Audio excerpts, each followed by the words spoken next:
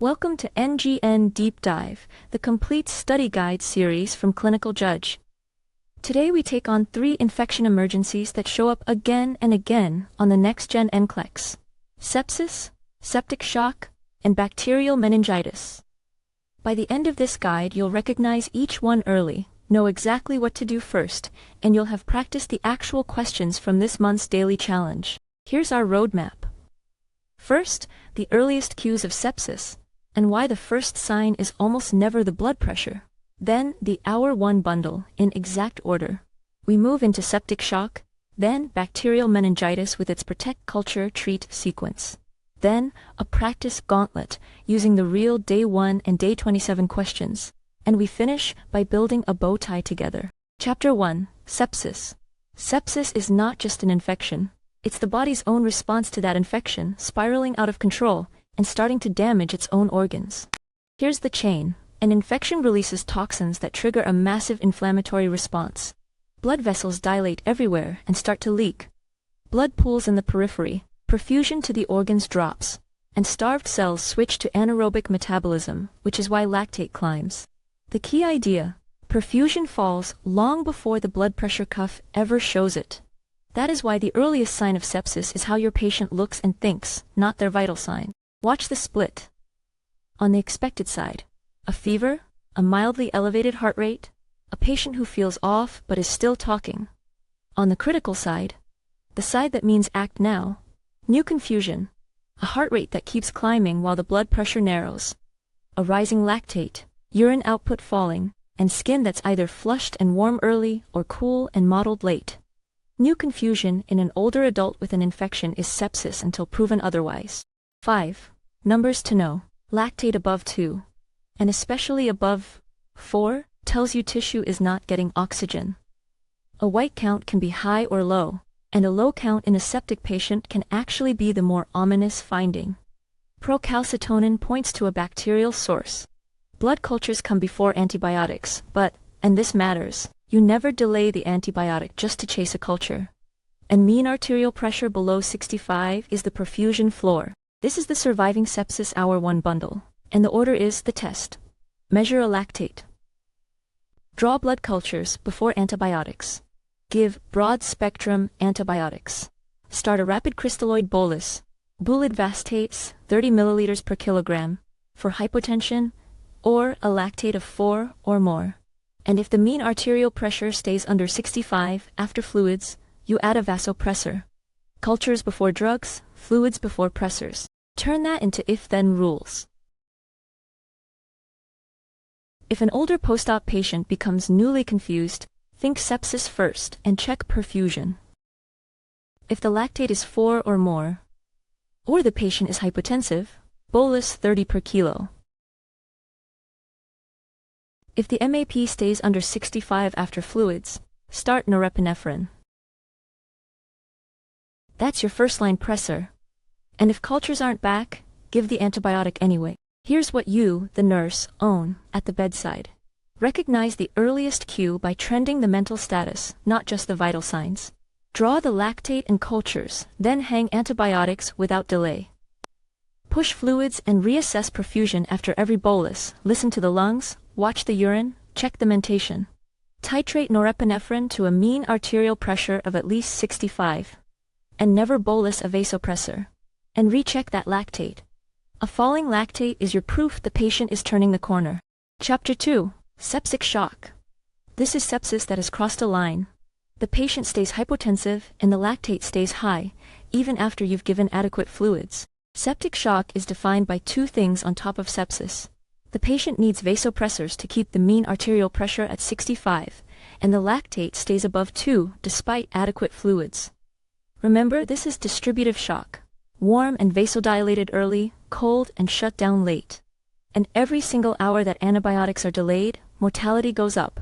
A few if-then rules specific to septic shock. If you've given fluids but the MAP is still under 65, start norepinephrine rather than bolusing endlessly. If a vasopressor is running through a peripheral line, get central access and watch that site for extravasation. If the urine output stays under 0.5 ml per kilo per hour, perfusion is still inadequate, escalate. And if the lactate won't clear, You haven't achieved source control? Someone needs to hunt for the source. An abscess, an infected line, or dead gut. Chapter 3. Bacterial Meningitis. Here the priority order shifts, and there's a classic NCLEX trap hiding in it. On the expected side, headache, sensitivity to light, a developing stiff neck. On the critical side, high fever with a rigid neck, a dropping level of consciousness, positive Koenig and Brudzinski signs, and the one that means meningococcal until proven otherwise, a petechial or purpuric rash. That rash plus a stiff neck is a droplet precautions emergency. The order here. Droplet precautions go on immediately. Dexamethylglycoside from the stand, dexamyself sweet flay, before the full workup, because you protect everyone else first. Draw blood cultures, then do a lumbar puncture if there's no sign of raised intracranial pressure. Give antibiotics without delay. You do not wait for the LP results. Dexamethasone goes in with or just before that first antibiotic dose. Then you watch for rising ICP and seizures. The lumbar puncture is where bacterial and viral meningitis separate, and the NCLEX loves this pattern. In bacterial meningitis, the fluid is cloudy, the protein is high, and this is the key discriminator, the glucose is low, because bacteria eat glucose. The white count is high with a neutrophil predominance, and the opening pressure is elevated. Viral meningitis, by contrast, gives you clear fluid, normal glucose, and lymphocytes. Low glucose equals bacterial. Lock that in. 4 traps.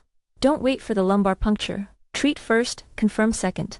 Don't under-isolate. Suspected meningococcal meningitis is droplet precautions. Don't miss the rash.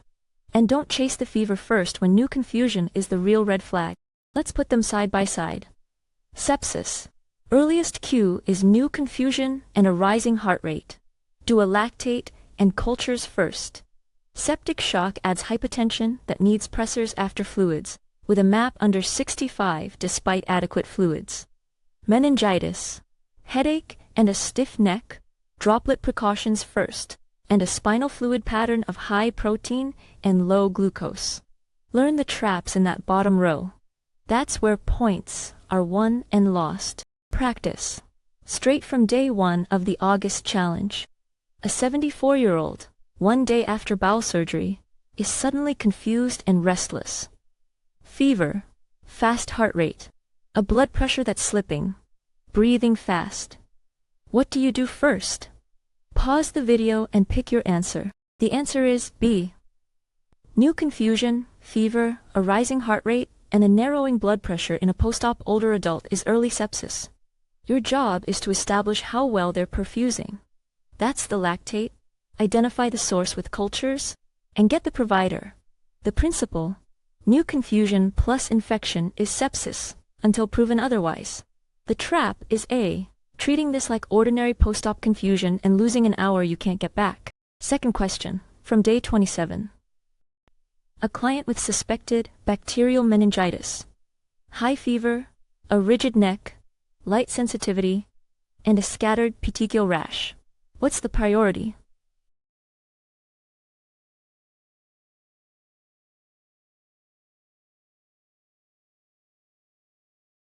Pause and choose. The answer is A. Droplet precautions. That petechial rash with fever and a rigid neck is meningococcal until proven otherwise, and it spreads by respiratory droplets, so you protect everyone else first. The trap here is C. Dimming the lights. It's a real, caring intervention for photophobia, which is exactly why it's tempting. But it does nothing about a transmissible, deadly infection. Safety for the many outranks comfort for the one. Let's synthesize it in a bow tie. The NGN signature item. Center condition. Early sepsis. The 3 actions to take. Draw a lactate and cultures now. Give broad-spectrum antibiotics. And begin a 30 per kilo crystalloid bolus. The 3 things to monitor. The mean arterial pressure and its trend, lactate clearance to confirm you're winning, and urine output plus level of consciousness. Master that pattern and you can build any sepsis bow tie. That's sepsis, septic shock, and meningitis, fully mapped. Every day this month, there's a new NGN question waiting for you at 5 p.m., and over 1,000 free study guides are at ClinicalJudge.com, no paywall. If this made the emergencies click, subscribe, drop your practice score in the comments, and save this series. You learned it. Now go apply it.